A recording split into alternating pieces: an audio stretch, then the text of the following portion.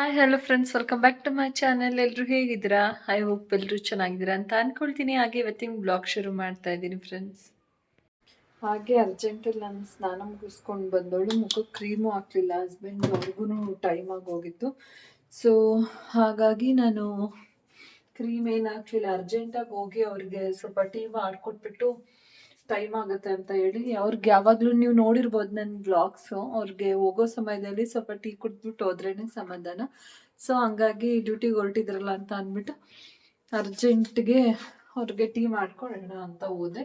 So ಇವಾಗ doctor ಶತ್ಸ್ ಅವ್ರದ್ದನ್ನೇ ನಾನು moisturise ಹಚ್ತಾ ಇದ್ದೀನಿ, ತೋರಿಸ್ಬಿಡ್ತೀನಿ. ಅದು ಬಿಟ್ಟರೆ ನಾನು ಹೇಳ್ದಾಗೆ ಎಮೋಲಿನ್ ನೋಡಿದ್ದೀರಲ್ವಾ, ಆಲ್ರೆಡಿ ನಾನು ಶೇರ್ ಮಾಡಿದ್ದೀನಿ ಯಾವ್ದು ಹಚ್ಚಿದ್ದೀನಿ ಅಂತ. ಸ್ವಲ್ಪ ನಾವು ಮಾಯಿಶ್ಚರೈಸ್ ಹಚ್ಚಿ ಒಂದು ಸ್ವಲ್ಪ ಹೊತ್ತು ಆದಮೇಲೆ ಅಟ್ಲೀಸ್ಟ್ ಒಂದು 30 ಸೆಕೆಂಡ್ 60 ಸೆಕೆಂಡ್ ಆದರೂ ಆಗಬೇಕು, ಏನಕ್ಕಂದ್ರೆ ಸ್ವಲ್ಪ ಡ್ರೈ ಆಗಬೇಕಲ್ಲ ಅದೆಲ್ಲ ಮಾಯಿಶ್ಚರೈಸರು. ಸೊ ಅದಾದಮೇಲೆ ನಾವು ಸನ್ಸ್ಕ್ರೀನ್ ಹಚ್ಕೊಂಡ್ರೆ ಸಾಕು. ಹಾಗೆ ನಾನು ತಲೆನೂ ಬಾಚಿರಲಿಲ್ಲ, ಹಂಗಾಗಿ ಫಸ್ಟು ಅವರಿಗೆ ಎಲ್ಲ ಟೈಮ್ ಆಗಿಬಿಡುತ್ತೆ ಡ್ಯೂಟಿಗೆ ಅಂತ ಅಂದ್ಬಿಟ್ಟು ಎಲ್ಲ ಪ್ಯಾಕ್ ಮಾಡಿ ಅವ್ರಿಗೆ ಕಳ್ಸೋಣ, ಆಮೇಲೆ ನಾವು ರೆಡಿ ಆದರೆ ಆಯಿತು. ಅಂದರೆ ಈ ಟೈಮಲ್ಲಿ ಸ್ವಲ್ಪ ಮುಖಕ್ಕೆಲ್ಲ ಕ್ರೀಮ್ ಹಾಕಿಲ್ಲ ಅಂದರೆ ಫುಲ್ ಬಿಗ್ದಂಗೆ ಅನ್ನಿಸ್ತಾ ಇರುತ್ತೆ. ಸೊ ಇವಾಗ ಸನ್ಸ್ಕ್ರೀನ್ ಹಚ್ಕೋತಾ ಇದ್ದೀನಿ, ಸ್ವಲ್ಪ ಡ್ರೈ ಆಯ್ತಲ್ಲ ಮಾಯಿಶ್ಚರೈಸರ್, ಹಾಗಾಗಿ. ಇದು ಲಿಂಕ್ ಆ್ಯಕ್ಚುಲಿ ಇದು ಆ್ಯಪ್ ಡೌನ್ಲೋಡ್ ಮಾಡ್ಕೋಬೇಕು, ಡಾಕ್ಟರ್ ಶೆಟ್ಸ್ದು. ನಾನು ಕಮೆಂಟ್ ಮಾಡಿದ್ದೀನಿ ತುಂಬ ಜನಕ್ಕೆ.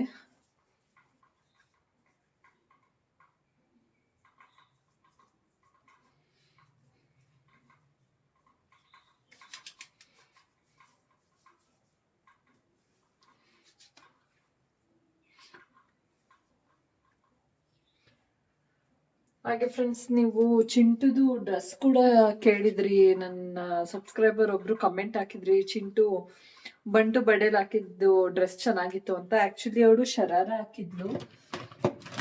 ಸೊ ಶರಾರ ಬಂದು ನಾನು ಆನ್ಲೈನಲ್ಲಿ ಬೈ ಮಾಡಿದ್ದೆಲ್ಲ, ಅದು ಆಫ್ಲೈನಲ್ಲಿ ಬೈ ಮಾಡಿದ್ದು. ಸೊ ಅದ್ರದ್ದು ಲಿಂಕ್ ಶೇರ್ ಮಾಡೋದಕ್ಕಾಗಿಲ್ಲ, ಏನಕ್ಕಂದ್ರೆ ಆಫ್ಲೈನ್ ಆಗಿರೋದ್ರಿಂದ.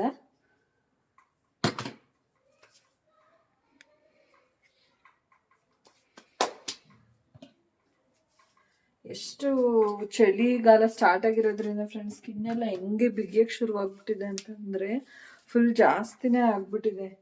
ಸೊ ಹಂಗಾಗಿ ಇವಾಗ ಸ್ವಲ್ಪ ಮಾಯಿಶ್ಚರೈಸರ್ ಬಳಸಲೇಬೇಕು, ಇಲ್ಲಾಂದರೆ ಬಾಡಿಗೂ ಅಷ್ಟೇ, ಬಾಡಿ ಲೋಷನ್ ಹಾಕಿಲ್ಲ ಅಂದರೆ ಸ್ವಲ್ಪ ಬಿಗಿತ್ತೆ ಜಾಸ್ತಿ.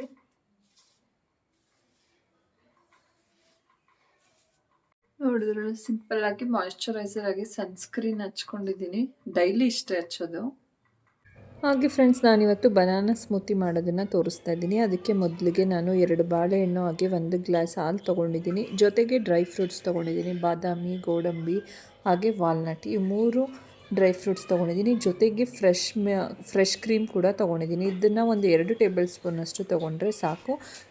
ಹಾಗೆ ಫ್ರೆಂಡ್ಸ್, ಈ ಒಂದು ಸ್ಮೂತಿನ ನಾನು ಅಗ್ಯಾರೋ ರೀಗಲ್ ಪರ್ಸ್ನಲ್ ಬ್ಲೆಂಡರ್ನ ಯೂಸ್ ಮಾಡಿಕೊಂಡು ಮಾಡ್ತಾಯಿದ್ದೀನಿ. ಇದು ಬಂದು 400 ವ್ಯಾಟ್ಸ್ ಹಾಗೆ 100% ಕಾಪರ್ ಮೋಟರ್ ಇದೆ. ಹಾಗೆ ಜೊತೆಗೆ ಇದರಲ್ಲಿ 3 ಜಾರ್ ಬರುತ್ತೆ, 700 ml jar, 500 ml jar, 300 ml jar ಬರುತ್ತೆ. ಅದಷ್ಟೇ ಅಲ್ಲದೆ 2 ಬ್ಲೇಡ್ ಬರುತ್ತೆ, ಒಂದು 4 ಲೀಫ್ ಕ್ರಾಸ್ ಬ್ಲೇಡ್ ಬೇಸ್ ಬರುತ್ತೆ, ಇನ್ನೊಂದು 2 ಲೀಫ್ ಫ್ಲ್ಯಾಟ್ ಬ್ಲೇಡ್ ಬೇಸ್ ಬರುತ್ತೆ. ಜೊತೆಗೆ 3 ಲಿಡ್ಗಳು ಬರುತ್ತೆ ಇದರಲ್ಲಿ, flip top lid, strainer lid, solid lid ಕೂಡ ಬರುತ್ತೆ. ಸೊ ಇದನ್ನ ನಾವು ಕ್ವಿಕ್ಕಾಗಿ ಸೇಫಾಗಿ ಕೂಡ ಯೂಸ್ ಮಾಡ್ಬೋದು. ಸೊ ಇವಾಗ ನಾನು ಸ್ಮೂತಿ ಮಾಡಲಿಕ್ಕೆ ನೋಡ್ತಾ ಇರ್ಬೋದು, ಬನಾನಾ ಹಾಗೆ ಡ್ರೈ ಫ್ರೂಟ್ಸು, ಜೊತೆಗೆ ಸ್ವಲ್ಪ ಕ್ರೀಮ್, ಫ್ರೆಶ್ ಕ್ರೀಮ್ ಏನು ತೊಗೊಂಡಿದ್ದೀವಿ ಅದು, ಹಾಗೆ ಮಿಲ್ಕ್ 1 ಗ್ಲಾಸಷ್ಟು, ಜೊತೆಗೆ ಜೇನುತುಪ್ಪ, ಇಷ್ಟು ಹಾಕ್ಬಿಟ್ಟು ಇವಾಗ ನಾನು ಬ್ಲೆಂಡ್ ಮಾಡಿಕೊಂಡ್ರೆ ಸ್ಮೂತಿ ರೆಡಿ ಆಯಿತು. ಆರಾಮ್ಸೆ ತುಂಬ ಕ್ವಿಕ್ಕಾಗಿ ಆಗುತ್ತೆ. ಹಾಗೆ ಇದರಲ್ಲಿ ಇನ್ನೊಂದು ಸೇಫ್ಟಿ ಮೆಷರ್ಮೆಂಟ್ ಇದೆ, ಏನಂತ ಹೇಳಿದ್ರೆ ನಾವು ಕರೆಕ್ಟಾಗಿ ಕೂರಿಸಿ ಅದನ್ನು ಲಾಕ್ ಮಾಡೋವರೆಗೂ ಮೋಟರ್ ಆನ್ ಆಗೋದಿಲ್ಲ. ಸೊ ಇದು ಬಂದು ಸೇಫ್ಟಿ ಇಂಟರ್ಲಾಕ್ ಮೆಕ್ಯಾನಿಸಮಿಂದ ಕೂಡಿದೆ. ಇವಾಗ ನಾನು ಮಿಲ್ಕ್ ಎಲ್ಲ ಹಾಕಿ ಬ್ಲೆಂಡ್ ಮಾಡ್ಕೊಳ್ತಾ ಇದ್ದೀನಿ. ಈಗ ಫೈನಲಿ ಲಿಡ್ನ ಕ್ಲೋಸ್ ಮಾಡಿ ನಾನು ಸ್ವಿಚ್ನ ಆನ್ ಮಾಡಿದೆ. ಸ್ವಿಚ್ ಆಗಿ ಒಂದು 1 ಮಿನಿಟ್ ಅಥವಾ 2 ಮಿನಿಟ್ಸಲ್ಲಿ ಈ ಸ್ಮೂತಿ ರೆಡಿ ಆಗಿದೆ. ಇವಾಗ ಇದನ್ನು ಓಪನ್ ಮಾಡ್ತಾ ಇದ್ದೀನಿ. ನೋಡ್ತಾ ಇದ್ದೀರಲ್ಲ ಎಷ್ಟು ಸ್ಮೂತಾಗಿ ಈ ಸ್ಮೂತಿ ಬಂದಿದೆ ಅಂತ ಅಂದ್ಬಿಟ್ಟು. ಸೊ ನಾನು ಇವಾಗ ಇದನ್ನು ಯಾವುದೇ ಬೇರೆ ಕಂಟೈನರ್ಗೆ ಟ್ರಾನ್ಸ್ಫರ್ ಮಾಡ್ತಾ ಇಲ್ಲ, ಇದು ಫ್ಲಿಪ್ ಫ್ಲಾಪ್ ಲಿಡ್ನ ಕ್ಲೋಸ್ ಮಾಡಿಕೊಂಡು ನಾವು ಇದರಲ್ಲೇ ಇದನ್ನು ಕುಡಿಲಿಕ್ಕೆ ಬಳಸ್ಬೋದು. ಹಾಗೆ ಫ್ರೆಂಡ್ಸ್ ನೋಡಿದ್ರಲ್ಲ, ಈ ಅಗ್ಯಾರೋ ಪರ್ಸನಲ್ ಬ್ಲೆಂಡರ್ನ ಯೂಸ್ ಮಾಡಿಕೊಂಡು ಹೇಗೆ ಸ್ಮೂತಿನ ಪ್ರಿಪೇರ್ ಮಾಡಿದೆ ಅಂತ. ಅದಷ್ಟೇ ಅಲ್ಲದೆ ಇದರಲ್ಲಿ ಫ್ಲಿಪ್ ಟಾಪ್ ಲಿಡ್ನ ಕೊಟ್ಟಿರೋದ್ರಿಂದ ನಾವು ಈ ಲಿಡ್ಡನ್ನು ಇದರಲ್ಲೇ ಲಾಕ್ ಮಾಡಿ ನಾವು ಸ್ಮೂತಿನ ಇದರಲ್ಲೇ ಡೈರೆಕ್ಟಾಗಿ ಕುಡಿಬೋದು. ಏನು ಟ್ರಾನ್ಸ್ಫರ್ ಮಾಡೋ ಅವಶ್ಯಕತೆ ಇರೋದಿಲ್ಲ.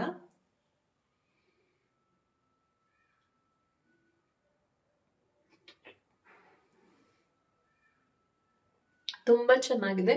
ಸೊ ತುಂಬ ಚೆನ್ನಾಗಿ ಬರುತ್ತೆ, ನೋಡ್ತಾ ಇದ್ದೀರಲ್ಲ.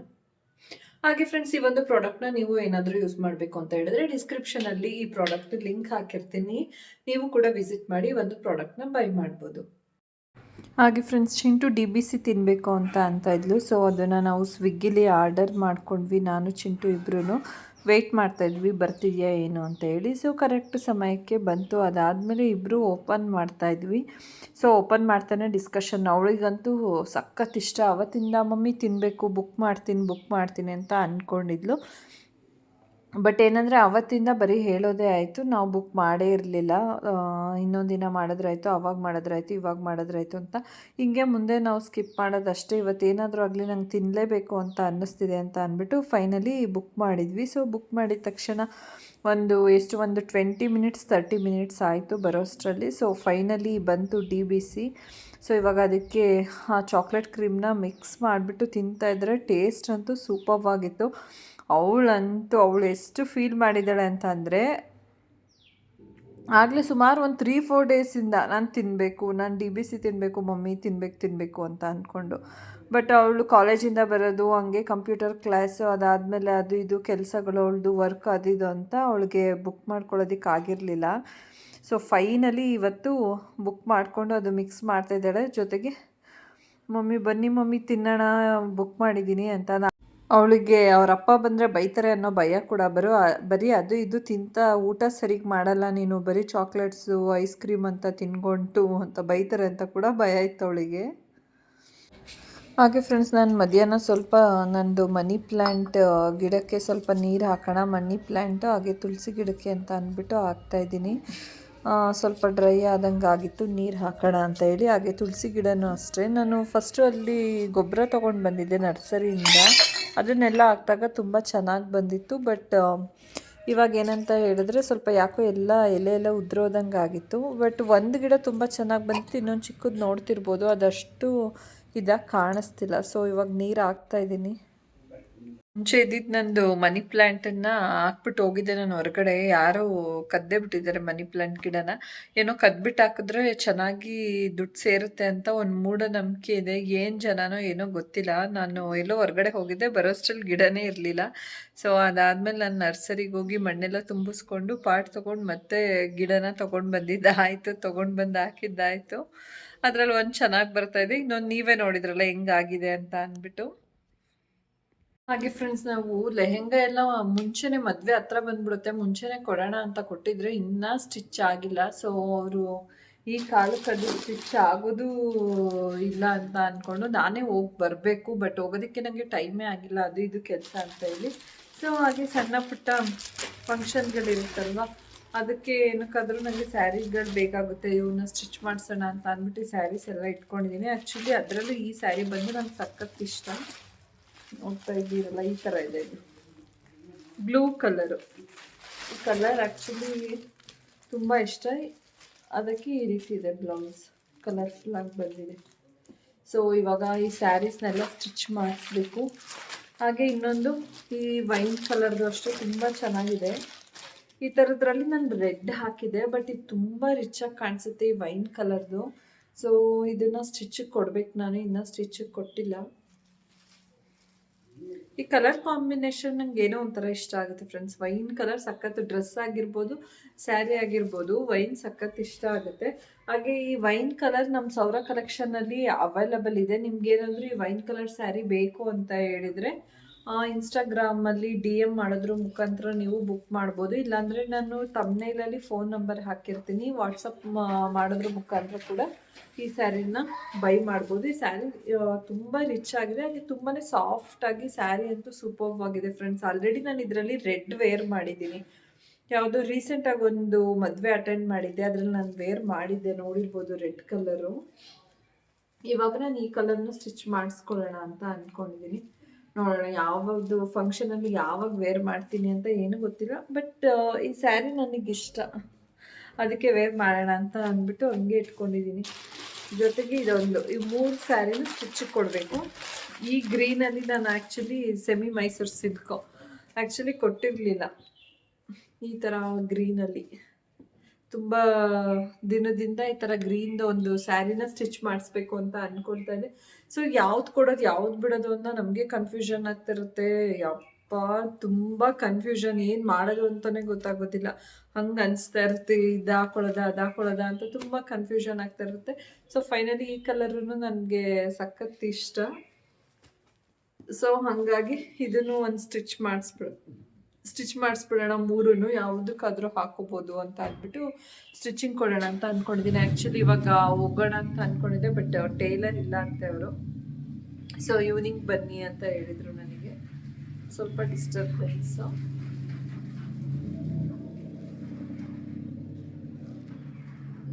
ಈವ್ನಿಂಗ್ ಬನ್ನಿ ಅಂತ ಹೇಳಿದ್ರು. ಸೊ ಹಂಗಾಗಿ ನನಗೆ ಇವಾಗ ಹೋಗೋಕ್ಕಾಗಿಲ್ಲ. ಅಟ್ಲೀಸ್ಟ್ ಈವ್ನಿಂಗ್ ಹೋಗ್ಬಿಟ್ಟು ಇಷ್ಟು ಸ್ಯಾರಿನೂ ಕೊಟ್ಬಿಟ್ಟು ಬರೋಣ ಅಂತ ಅಂದ್ಕೊಂಡಿದ್ದೀನಿ. ಇದರಲ್ಲಿ ಯಾವ ಸ್ಯಾರಿ ಚೆನ್ನಾಗಿದೆ, ನಿಮ್ಗೆ ಯಾವ್ದು ಇಷ್ಟ ಆಯಿತು ಅಂತ ಅಂದ್ಬಿಟ್ಟು ಕಮೆಂಟ್ ಮಾಡಿ. ಹೆಣ್ಮಕ್ಳಿಗಂತೂ ಫ್ರೆಂಡ್ಸ್ ಎಷ್ಟು ಸ್ಯಾರಿ ಇದ್ರೂ ಸಾಲಲ್ಲ. ಹೆಂಗಂದ್ರೆ ಎಷ್ಟು ಸ್ಯಾರಿ ಇದ್ದೇ ಇರುತ್ತೆ, ಆದ್ರೂ ಯಾವುದೂ ಇಲ್ಲ ನಮ್ಮ ಹತ್ರ ಅಂತ ಫೀಲ್ ಆಗ್ತಾ ಇರುತ್ತೆ. ಎಷ್ಟು ಸ್ಯಾರಿ ಇದ್ರೂ ಇಷ್ಟು ಸ್ಯಾರಿ ಇದೆಯಲ್ಲ, ಗಂಡಸರು ಕೇಳ್ತಾನೆ ಇರ್ತಾರೆ, ಇಷ್ಟೊಂದು ಸ್ಯಾರಿ ಐತೆ ಯಾವುದಿಲ್ಲ ಅಂತೀಯಲ್ಲ, ಇಷ್ಟೊಂದಿದೆ ಯಾವುದಾದ್ರೂ ಒಂದು ಉಟ್ಕೊಳ್ತಾನೆ ಅಂತ. ನಮಗೆ ಪ್ರತಿ ಸತ ಹೆಂಗೆ ಅನ್ನಿಸ್ತಿರ್ತಂದ್ರೆ ಇಷ್ಟೆಲ್ಲ ಇದ್ರೂ ಯಾವುದು ಇಲ್ವೇ ಇಲ್ಲ ನನ್ನ ಹತ್ರ ಅನ್ನೋ ಥರನೇ ನಮಗೂ ಫೀಲ್ ಆಗ್ತಾ ಇರುತ್ತೆ. ಅವ್ರು ಹೇಳೋದು ಹಂಗೇನೆ, ಎಷ್ಟಿದ್ರೂ ಇಲ್ವೇ ಇಲ್ಲ ಅಂತ ಹೇಳ್ತೀಯ, ಎಷ್ಟಿದ್ರು ಸಾಲೋದೇ ಇಲ್ಲ. ಏನು ಹೆಣ್ಮಕ್ಳಿಗೆ ಇದೊಂದು ಪ್ರಾಬ್ಲಮ್. ಇದು ನನಗೆ ಅಂತಾರೆ, ಎಲ್ಲ ಹೆಣ್ಮಕ್ಳಿಗೆ ಅನ್ಸೋದು ಹಂಗೇನೆ. ಏನಕ್ಕಂದ್ರೆ ನಮಗೆ 1-2 ಫಂಕ್ಷನ್ಗೆ ಹಾಕಿದ ತಕ್ಷಣ ಅದೇ ರಿಪೀಟ್ ಆಗ್ತಾ ಇರ್ತೀವಲ್ವಾ, ಒಂಥರ ಅನಿಸ್ತಾ ಇರುತ್ತೆ, ನೋಟೆಡ್ ಆಗ್ಬಿಡುತ್ತೆ ಬೇಗ ಹೆಣ್ಮಕ್ಳು ಡ್ರೆಸ್ಸು ಅಂತ ಅನ್ಸುತ್ತೆ. ಬಟ್ ಗಂಡು ಮಕ್ಳದ್ದು ಹಂಗಲ್ಲ, ಯಾವ್ದು ಹಾಕೊಂಡ್ರು ಹೆಂಗೆ ಹಾಕೊಂಡ್ರು ನಡೆಯುತ್ತೆ ಅಂತ ಅನ್ಸುತ್ತೆ. ಸೊ ನಾವು ಹಾಕೊಂಡ್ರು ನಡೆಯುತ್ತೆ, ಏನಿಲ್ಲ. ಅಂದರೂ ಹೆಣ್ಮಕ್ಳಿಗೆ ಸ್ವಲ್ಪ ಸ್ಯಾರಿ ಒಡವೆ ಅದು ಇದು ಅಂದರೆ ಸ್ವಲ್ಪ ವ್ಯಾಮೋಹ ಜಾಸ್ತಿನೇ, ಅದಕ್ಕೆ ಹಂಗಿರುತ್ತೆ. ಅದಾದರೆ ಫ್ರೆಂಡ್ಸ್, ನಾನು ಸ್ವಲ್ಪ ಸ್ಯಾರಿ ಎಲ್ಲ ಜಾಸ್ತಿ ಸ್ಯಾರಿಗೆಲ್ಲ ಇನ್ವೆಸ್ಟ್ ಮಾಡೋದು ಕಡಿಮೆನೇ. ಅಷ್ಟೊಂದು ಸ್ಯಾರಿ ಏನು ಅಷ್ಟೊಂದು ಇನ್ವೆಸ್ಟ್ ಮಾಡೋಕ್ಕೆ ಹೋಗಲ್ಲ. ಏನಿದೆ ಅದರಲ್ಲೇ ಆಲ್ಮೋಸ್ಟ್ ಪರವಾಗಿಲ್ಲ, ತೀರಾ ಕಡಿಮೆ ಅಂತಲೂ ಏನಲ್ಲ.